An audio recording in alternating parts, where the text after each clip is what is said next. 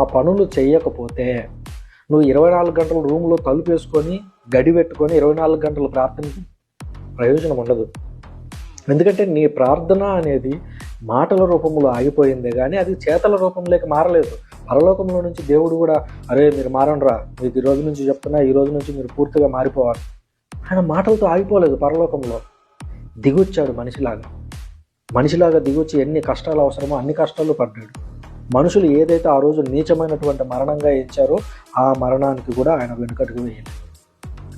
మరి అలాంటి దేవుడే దిగి వచ్చి తన యొక్క మాటలను క్రియల రూపంలో చూపిస్తుంటే, ఈరోజు నేను 24 గంటలు ప్రార్థనలో కూర్చుంటే, 24 గంటలు దేవుని వాక్కును వింటాను, 24 గంటలు నేను గదిలో ఉండి ప్రార్థన చేసుకుంటాను, కుదరదు అయ్యి అవన్నీ.